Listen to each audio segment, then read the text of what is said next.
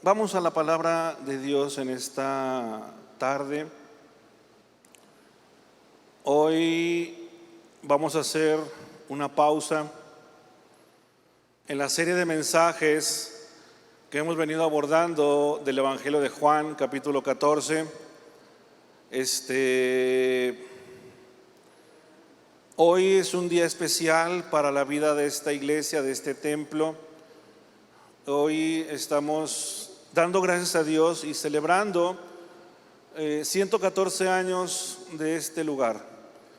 Así que por esa razón hacemos esta pausa en la serie de mensajes de Juan y vamos a hablar de un tema que tiene que ver con la actualidad de nuestra iglesia. El título es Una iglesia viva. Hay un par de fuentes que debo citar, de las cuales yo tomé algunos apuntes para el desarrollo de esta reflexión. La primera de ellas es de un libro, un pequeño libro muy fácil de leer, muy fácil de entender también, llamado Señales de una iglesia viva, escrito por John Stott. Este hombre fue un presbítero anglicano inglés, quien falleció en el año 2011. La obra de John Stott tiene un aporte muy importante al entendimiento de las cosas de Dios. Hace una teología muy fácil de entender, muy fácil de comprender, con una aplicación muy sencilla y muy actual a nuestros tiempos. Si usted tiene oportunidad de buscar referencias o leer la obra de John Stott, se lo recomiendo ampliamente. En 1995, como un añadido a esta información, John Stott visitó América y estuvo por Argentina y Costa Rica, entre otras ciudades más o países más. De las conferencias que dio en Argentina y Costa Rica, de ahí se tomaron algunos apuntes y de esos apuntes se hizo este libro llamado Señales de una iglesia viva. La segunda fuente que voy a tomar o tomé algunos apuntes de esta es de un post que escribió el hermano Edgar Pacheco de la ciudad de Chihuahua a principios de semana. Él escribió un post llamado El avivamiento que nunca llega. Tú lo puedes buscar en Facebook, ahí está escrito, y de ahí también estamos tomando algunos apuntes. Bien, ¿qué es una iglesia viva? ¿O qué entendemos por iglesia viva? Quizás hay quien piense que una iglesia viva es aquel lugar que cuente con un alto número de congregantes.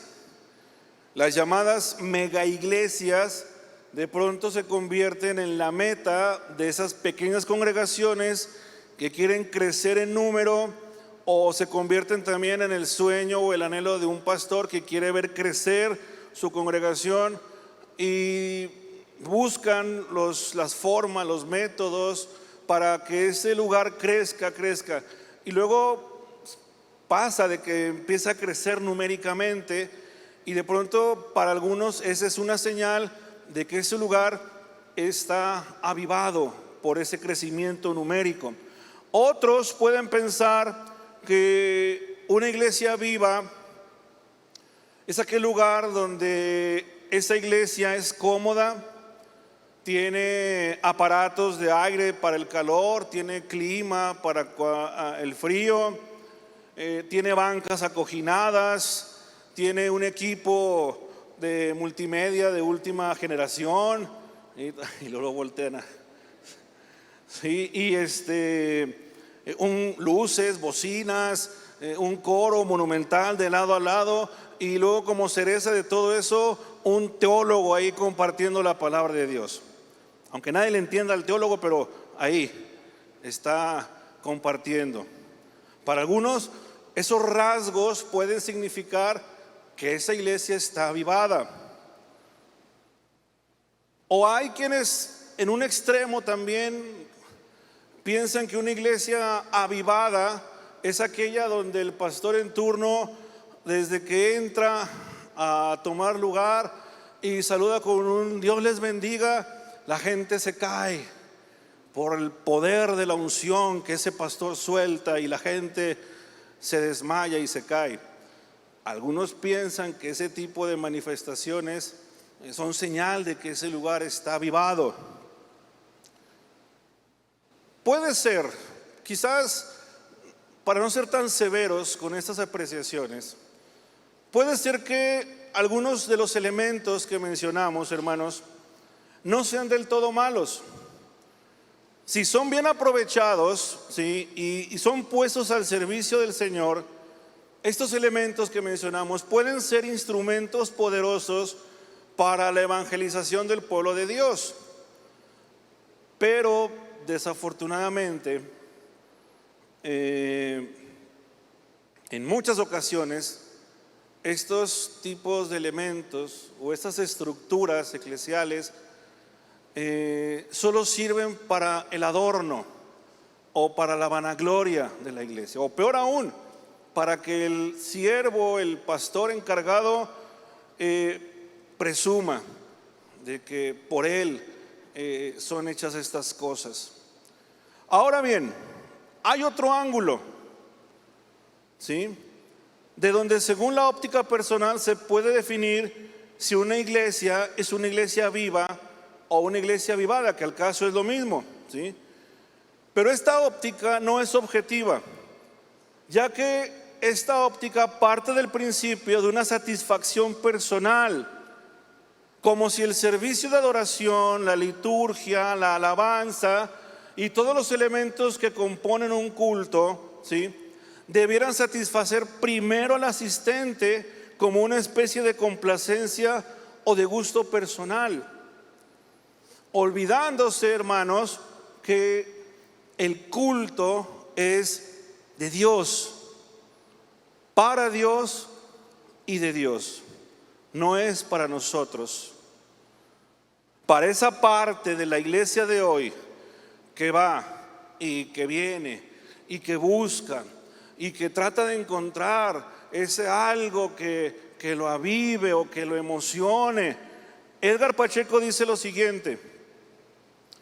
Dice: la mejor manera de salir de un atolladero espiritual o anquilosamiento rutinario era o es con un avivamiento, lo que es entendido básicamente como una irrupción de poder espiritual que los ayudará a despertar del letargo en el que se encuentren. Lo triste de esto es que siempre se encuentran en esa atrofia espiritual y por tanto siempre están buscando ese supuesto despertar o avivamiento. ¿Cuántos de nosotros no hemos escuchado frases como estas? Esta iglesia está muy fría, aquí no se siente la presencia de Dios. O hay otros que digan: hoy no me gustó la alabanza, hoy no me gustaron los himnos. O frases como estas otras que yo las he escuchado y tristemente es como una etiqueta que tenemos puesta como denominación. No debería de ser.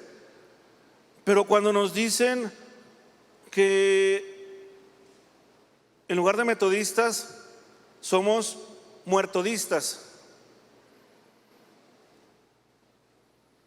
o cuando en otras denominaciones, con otros hermanos, los llaman bautristes. Ah, ¿dónde vas? Una iglesia bautista. Ah, con los bautristas. ¿O dónde estás? En la iglesia metodista. Ah, con los muertodistas. Dice Edgar lo siguiente: todavía recuerdo a un amigo mío decir que la única vez que fue a una iglesia luterana se tuvo que salir porque aquello estaba muerto. Era más que evidente que la idea del avivamiento y frenesí espiritual había determinado su pensamiento y modelado su personalidad.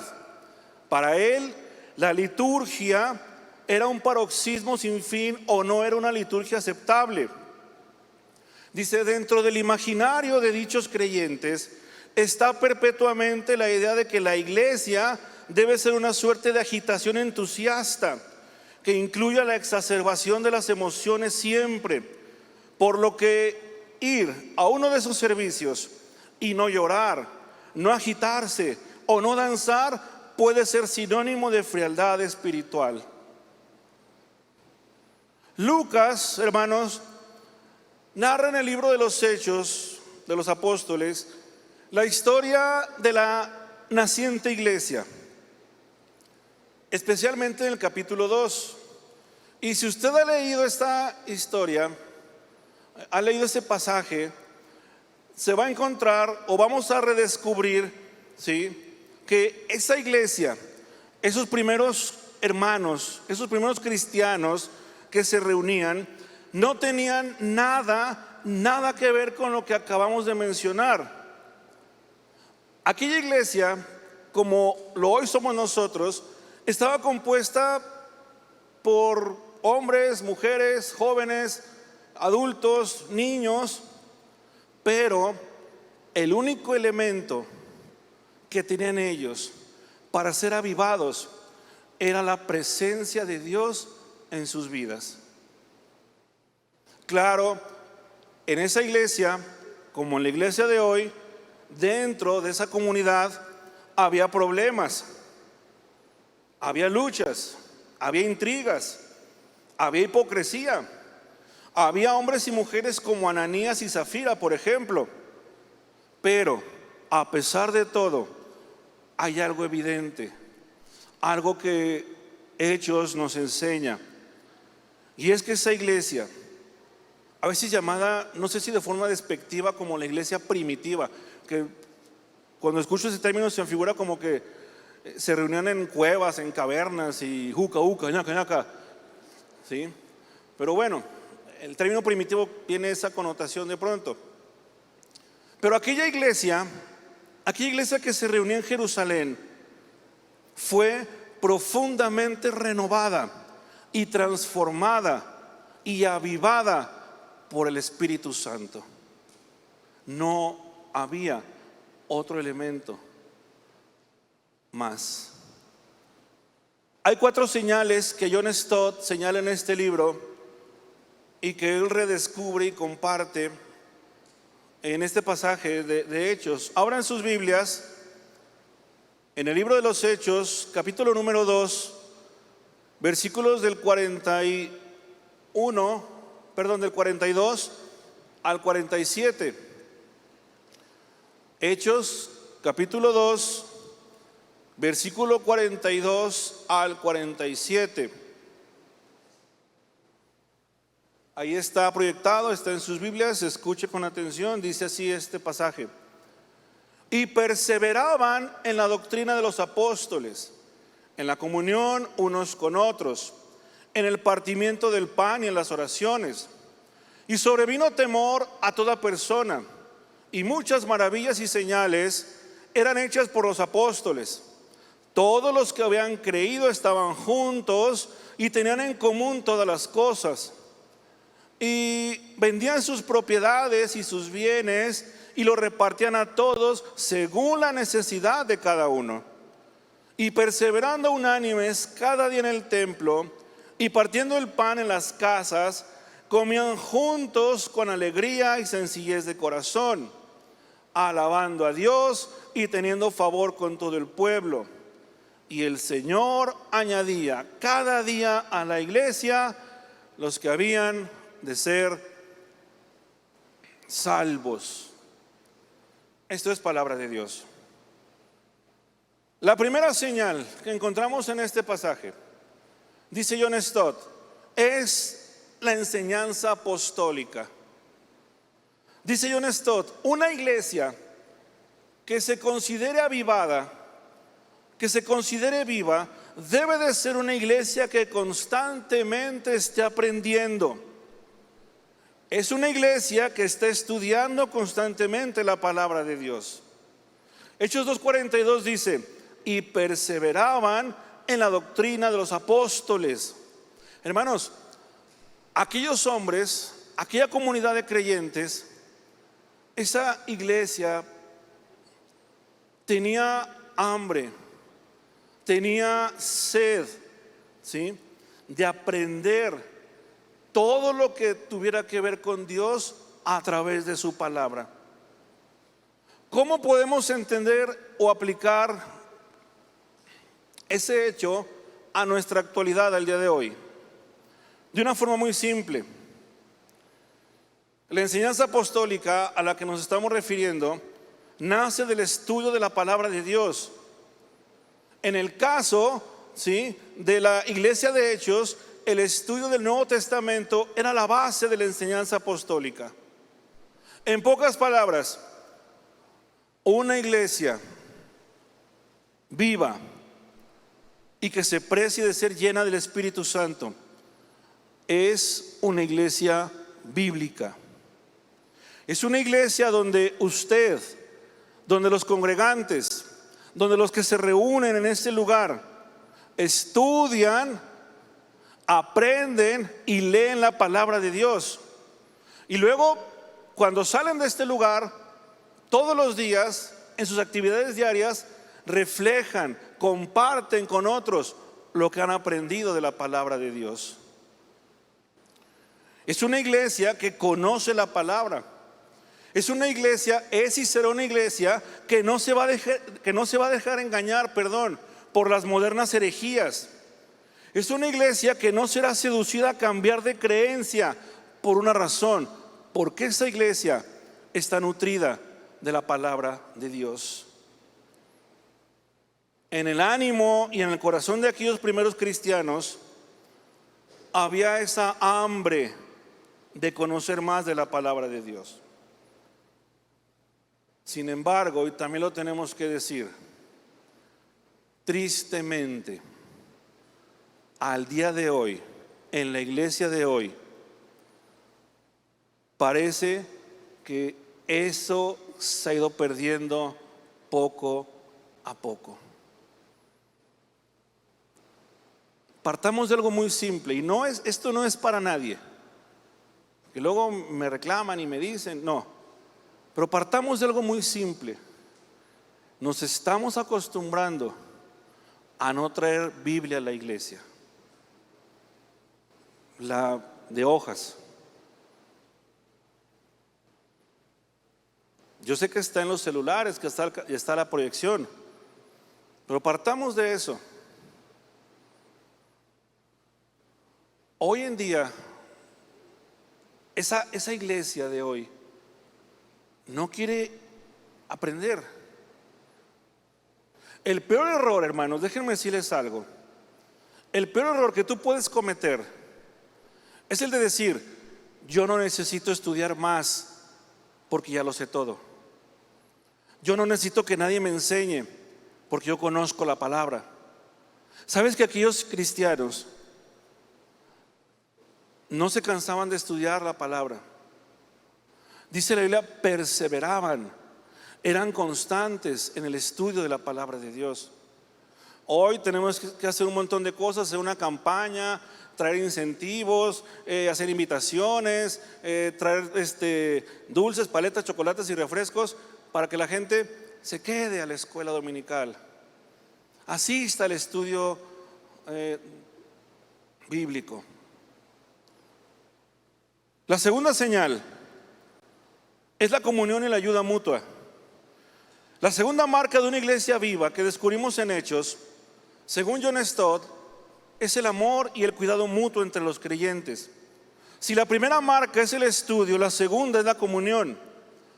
Y la palabra comunión, hermanos, ¿sí?, que utilizan algunas versiones de la Biblia, se traduce también como koinonía.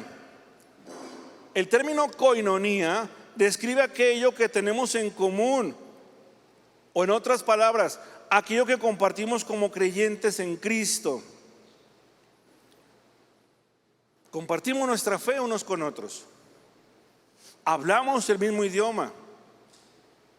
Hablamos de las cosas de Dios. Nos nutrimos unos a otros de las cosas de Dios. Si tú te pones a hablar de Dios con alguien que no conoce de Dios, nunca te vas a entender.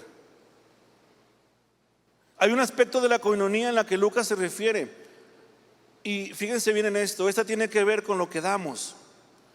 Ese es el énfasis que Lucas aborda en este pasaje. Dice, y todos los que creían estaban juntos y tenían todo en común y vendían sus propiedades y bienes y repartían con todos según cada uno había de necesitar. El adjetivo de coinonía significa generoso. Y en este pasaje Lucas describe la generosidad de esa iglesia naciente.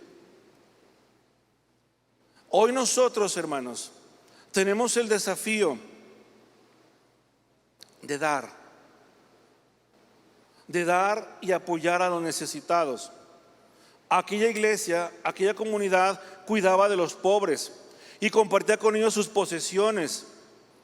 Y ese rasgo es un rasgo que debe caracterizar a la iglesia de hoy en día. Una iglesia viva o llena del Espíritu Santo es y será una iglesia generosa. Le voy a decir algo que es para la gloria de Dios. No es para mí. Dios me libre de hacer eso o de insinuar siquiera eso. Pero aquí hay gente, hay hermanos que han sido testigos de eso en este tiempo. Si ha habido una llave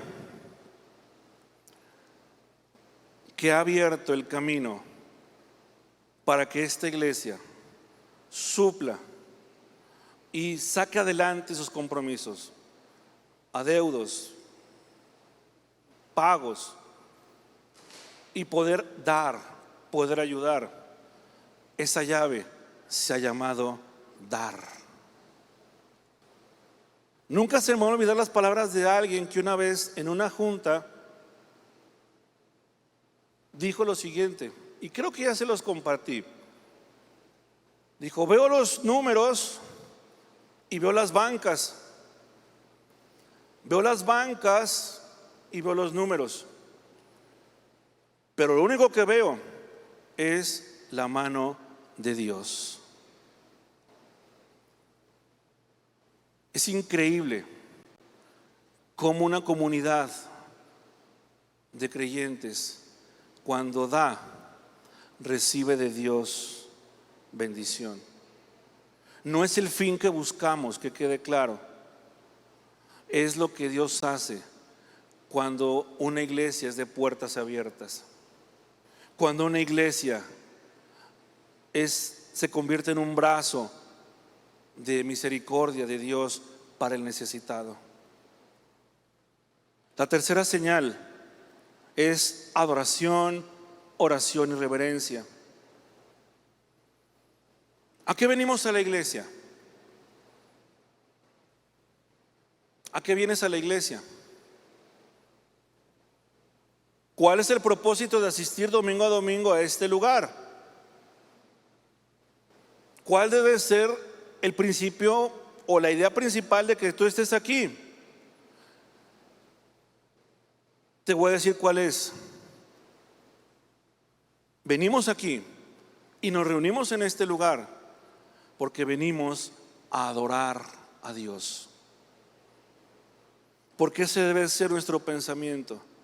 Venir aquí y adorar, alabar, aún en medio de la prueba, aún en medio de la dificultad, aún en medio de la tristeza. La encomienda es alabar, adorar a Dios. Aquellos cristianos, aquella iglesia, dice John Stott, adoraban en el templo y adoraban en sus casas. Vivían una vida de constante adoración a Dios. Aquellos cristianos no se remitían nada más a asistir al día de la reunión, como el domingo, y decir, ya, requisito cumplido. No, adoraban aquí y seguían adorando en sus casas. Y cuando hacían eso, entonces la gente veía en ellos algo diferente. Porque cuando tú vives una vida de adoración a Dios, y fíjense en lo que les voy a decir, porque esto es para aquellos que les encanta y no han entendido lo que su testimonio implica para impactar al mundo, cuando vives una vida de adoración a Dios integral, entonces el mundo comienza a verte de forma diferente. No te comienza a ver como alguien que estás así, caminas así, y un día reflejas algo y un día dices algo. No.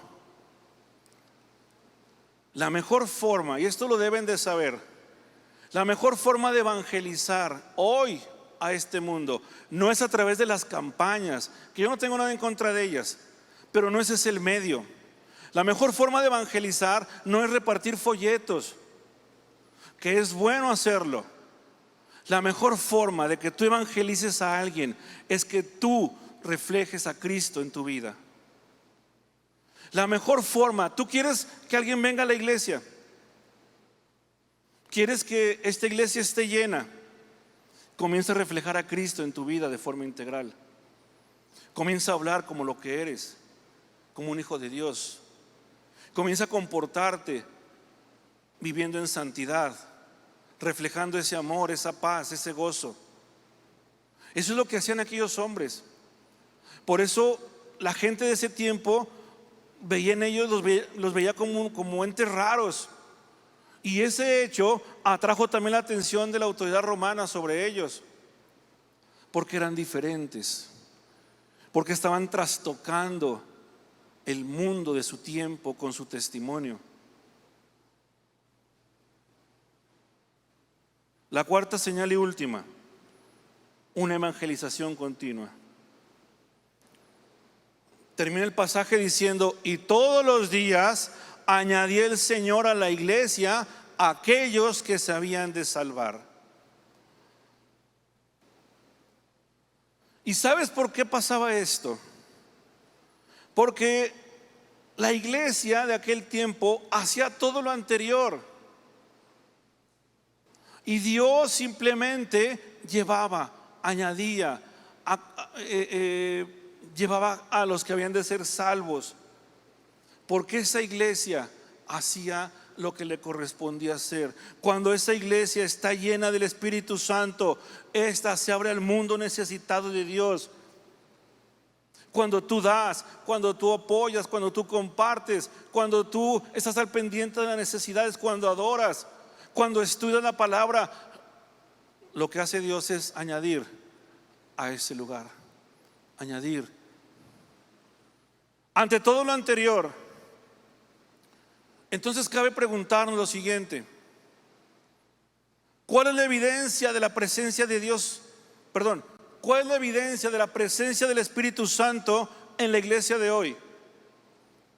Y la segunda pregunta es: ¿cómo saber si nuestra iglesia, ahora sí voy a ser muy particular, cómo saber si aquí en San Pablo nuestra iglesia es una iglesia viva?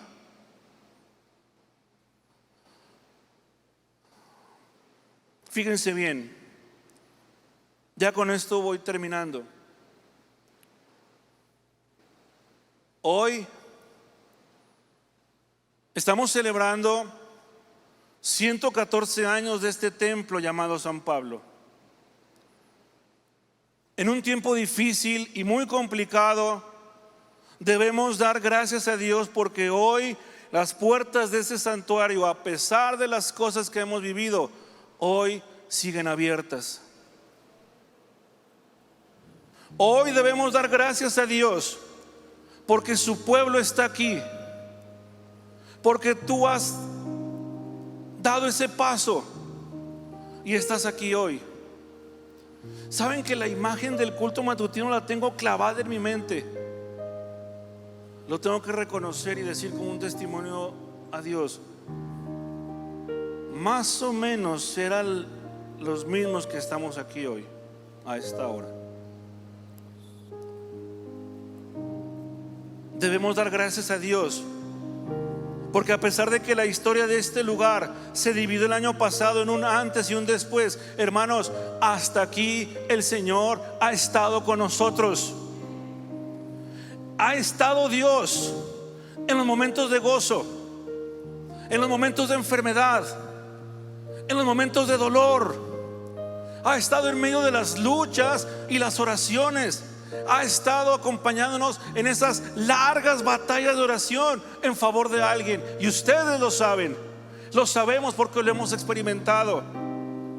A veces la respuesta ha sido sí, a veces la respuesta ha sido no, pero Dios ha estado con nosotros. Dios hasta esta mañana ha estado en esta iglesia. Y eso, hermanos, quiero que entiendas esto muy bien. Eso es señal de que este lugar, de que esta iglesia es una iglesia avivada. Por alguna razón que yo no sé, solo Dios la sabe, pero por alguna razón que yo no sé, hemos sido y estamos siendo avivados por medio de las pruebas, por medio de las luchas personales. Porque cada uno de ustedes, yo sé que están teniendo una trinchera difícil en sus casas, con sus familias, en sus trabajos, en su economía, en su relación con Dios, en esas batallas del día a día. Pero hoy, al estar tú aquí, al entrar por esa puerta y sentarte y estar aquí, estás testificando que en medio de esas luchas Dios ha estado contigo. Y ese Dios está aquí hoy. Esa es la evidencia. No necesitamos el emocionalismo del que mucha gente se quiere nutrir. No necesitamos de que la gente caiga al piso y se revuelque y comience a hablar en lenguas y el grupo de alabanza se aloque y todos brinquen y salten. No. La presencia del Espíritu Santo está hoy más que nunca viva en esta iglesia. Hermanos, la historia de San Pablo no debe de ser la historia de los festejos y la añoranza de los convivios pasados o de las celebraciones en fechas festivas como las de hace unos días. No te vayas con esa imagen. Esa no es la historia de San Pablo. La historia de San Pablo es la historia de los milagros, es la historia de las sanidades, es la historia de las oraciones contestadas, es la historia de los consuelos, de la paz de Dios cuando nos dolemos. La historia de San Pablo es la historia de sentir domingo a domingo en cada reunión la dulce y cálida presencia de aquel que es el verdadero Señor de este lugar, Jesucristo nuestro Señor y Salvador. Hoy, de cara al futuro y en esta etapa post de muchas cosas, toca a cada uno de nosotros trabajar para que esas mismas señales de las que hablábamos hace un momento sigan estando vigentes en la iglesia de hoy y sean el sello de este lugar. Yo te animo, por esa razón, yo te animo, amado hermano, a que no dejemos de aprender más de su palabra. Yo te animo a que todos los días, aquí o en casa, ahora vía electrónica, leas, estudies la palabra de Dios. Que nunca dejes que el hambre y la sed de conocer a Dios deje de sorprenderte. Yo te animo también a que sigamos siendo una comunidad de creyentes cuya coinonía sea el amor, sea la paciencia y sea la tolerancia los unos por los otros, viviendo en la medida de lo posible para suplir las necesidades de otros. Yo te invito y te animo a que entiendas y a que creas que esta es tu casa y que tú eres muy importante en este lugar. Que entiendas que Dios, cuando tomó tu vida, te plantó aquí con un propósito. Quiero decirte y animarte a que nuestra adoración sea con fervor y gozo. Te animo a que dejes de ver este lugar como el sitio donde las cosas se tengan que hacer a tu gusto. El culto es para Él, no es para ti. La alabanza y la adoración son para Dios, tampoco son para ti. Te invito y te animo a que seas parte del cambio, no solo del señalamiento, de la crítica o de la murmuración. ¿Quieres una iglesia avivada? Provoca tú el avivamiento. Sé tú el que provoque ese avivamiento. No esperes que este llegue, ¿sí?, sin que tú hagas nada. Provoca ese avivamiento en esta iglesia, no esperando que llegue la fecha de la conferencia para que cambien al pastor y llegue otro y la gente vuelva y si le cae bien se quede y si no se va. No seas así, no más. Si en 114 años no hemos aprendido eso, hermanos, entonces hay algo que definitivamente no está bien en nosotros.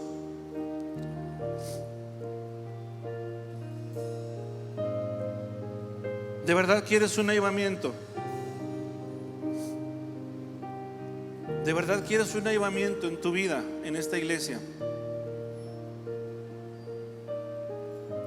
Yo te voy a dar pues la receta. Si todo lo anterior no te bastó, si quieres una iglesia avivada, entonces métete a tu cuarto. Métete a tu cuarto y cierra la puerta, como lo dijo el maestro. Estar encerrado en tu cuarto no te costará los 300 pesos del boleto para asistir al concierto del grupo de moda que trae esta unción fresca y renovada. Meterte en tu cuarto y cerrar la puerta de tu cuarto no te va a ahorrar los 500 pesos para asistir al seminario del nuevo iluminado, ese que habla muy bonito, es carismático y viste de Armani. Mejoras de tu espiritualidad, algo cotidiano. Adhiérelo a tu rutina diaria y deja de creer, deja de pensar y deja de emocionarte creyendo que es avivamiento cuando escuchas el grito de ese predicador puertorriqueño o argentino o sudamericano, creyendo que escuchándolo va a cambiar algo que tú mismo no estás dispuesto a cambiar.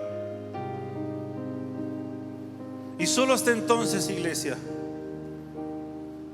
si tu anhelo es asistir a una iglesia avivada, comenzarás por avivar tu propia vida. Solo hasta entonces tú comenzarás a avivar tu vida,